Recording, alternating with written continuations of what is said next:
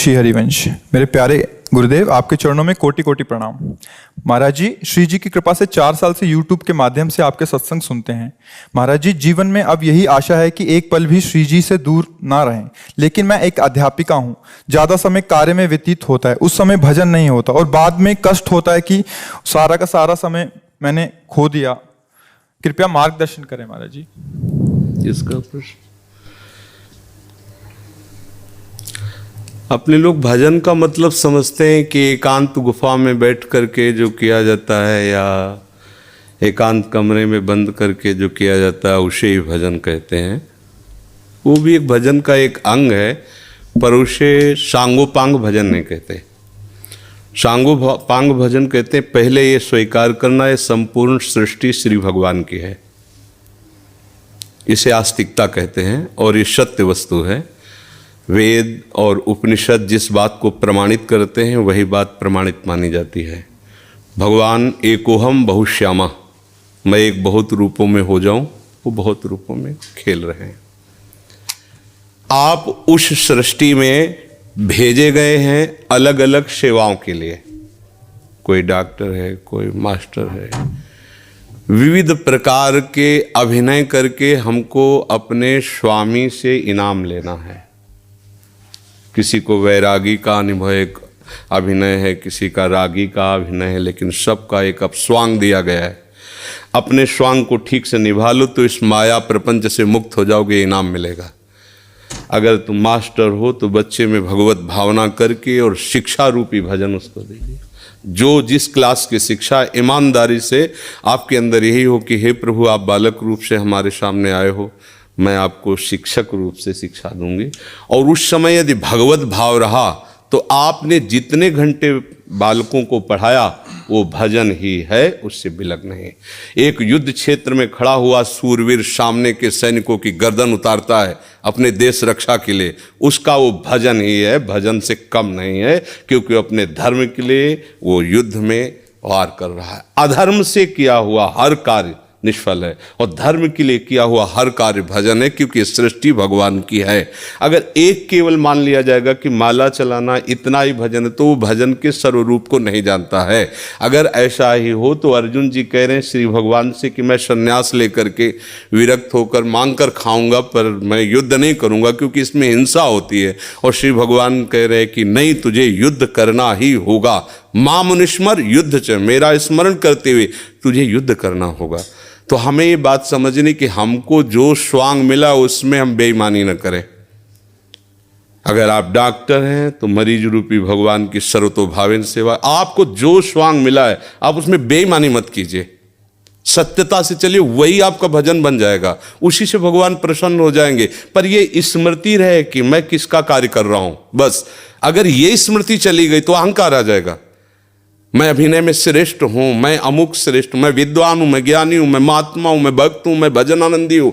किसी भी बात का अभिमान आ जाना उपासना की वृत्ति का नाश हो जाना है। एक छोटा सा भी कार्य आपको भगवत प्राप्ति करा सकता है, उस कार्य का उद्देश्य बदल जाए। बस हम समझते हैं माला जपना ही केवल भजन। बात सुन, एक आदमी बहुत हिंसा प्रवृत्ति का था, चोर था और हिंसा में उसको सुख मिलता था। जैसे अलग अलग, वो इतना तमोगुणी था, जब किसी को काटता और तड़पता तो उसे सुख मिलता था। सैकड़ों हजारों को ऐसे काटता था। एक दिन एक महात्मा उसकी मार्ग से जा रहे थे, मिल गए, उसने उनको भी वैसे ही प्रताड़ित करना चाहा। तो भगवत प्राप्त महात्मा थे, उन्होंने कहा कि बच्चा, इससे तुमको क्या मिलता है? तो संतों के दर्शन से, संभाषण से अंतःकरण की मलिनता का नाश होता है। यदि अभिमान त्याग कर संतों के पास जाया जाए तो एक एक कदम यज्ञ के समान होता है। संत दर्श को चालिए तज माया अभिमान।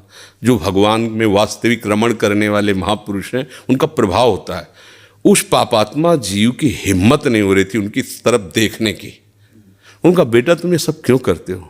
तो उन्होंने उनका सुख के लिए करता हूँ, संपत्ति छीनता हूँ, मारता हूँ। इसे बोले अभी तुम सुख की पहचान ही नहीं जानते हो, किसे सुख कहते हैं? तो उनका फिर मुझे बताइए आप सुख किसे कहते हैं?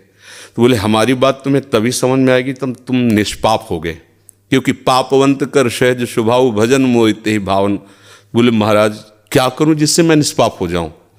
तो उनका हमारे भारत में पवित्र देश है, उनमें आप भ्रमण करो, अवगाहन करो, तुम पवित्र हो जाओगे। निष्पाप करने के लिए हमारे बहुत से तीर्थ हैं भारत में, तीर्थपाद प्रभु ने उनको प्रकट किया है।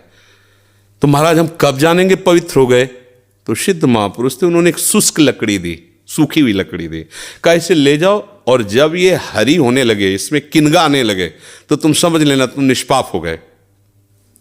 चला गुरु को प्रणाम करके 10 किलोमीटर चला हुआ, शाम हुई, एक वृक्ष बड़ा था, उसके नीचे रुका। गांव में रहने का स्वभाव उसका नहीं था, और उसमें 4-5 चोर बैठे हुए थे, और वो नीचे जड़ में ऐसे जाके बैठ गया। रात्रि व्यतीत हो तो तीर्थयाटन को जाएंगे। वो ऊपर प्लान बना रहे थे कि इन गांव वालों ने मुझे बहुत सताया है, आज रात्रि में 12 बजे चारों तरफ से आग लगा देंगे और अस्त्र शस्त्र ले जो भागेगा मारेंगे, पूरे गांव को आज नष्ट करेंगे। उसके कान में पड़ी बात, उसने कहा कि तीर्थ यात्रा तो जा ही रहे हैं, अगर इन जो 4 हैं 5 हैं इनको अगर मार देते हैं तो जा ही तो रहे हैं तीर्थ यात्रा में, पूरा गांव बच जाएगा। ये पूरे गांव को मारना चाहते, पशु पक्षी हैं, बहुत से जीव हैं। तो उसने कहा भैया तुम्हारे गुरु हम हैं, तुम 4-5 मिलकर मारते हो, हमने अकेले न जाने कितनों को मारा है, आओ हम तुम्हें सलाह बताते हैं कैसे पूरे गांव को नष्ट करना है। तो चारों कूद थोड़ी पड़ेंगे, एक ही एक आएगा। चारों को हम मार दिया। सोचा अब यहाँ हिंसा हो गई, नहीं रुकेंगे। लकड़ी उठाई तो हरी हो गई। उनका गुरुजी ने कहा था जहाँ हरी हो जाए वापस चला गया। वहाँ गया संत भगवान को, संत ने कहा हम जानते थे कि तुम ऐसे स्वभाव वाले हो कि तुम्हें तीर्थ यात्रा सुहाएगी नहीं, वापस आ गए। तो उनका भगवान आपकी आज्ञा पर, आपने कहा था हरी हो, देखो हरी हो गई। तो बोले कौन से तीर्थ में? बोले तीर्थ नहीं किया, 4 को और मार दिया है। बोले बताइए कैसे? उन्होंने बोले देखो बेटा, पहले स्वार्थ के उद्देश्य से मारते थे तो पाप हुआ, लेकिन पूरे नगर के बचाने के लिए 4 को मारा आपने, उद्देश्य आपका दूसरों के सुख के, इसलिए मारना ये आपको तीर्थयाटन से भी अधिक पवित्र करने वाला हो गया। क्रिया वही, उद्देश्य परिवर्तन, फल का परिवर्तन। यदि हम सब अपने धर्म से चले, अपने कर्तव्य को भगवान की पूजा माने, तो जो जहां है उसको अलग से कोई मार्ग चयन नहीं करना, वही भगवान की प्रसन्नता के लिए करे, उसको वही भगवान की कृपा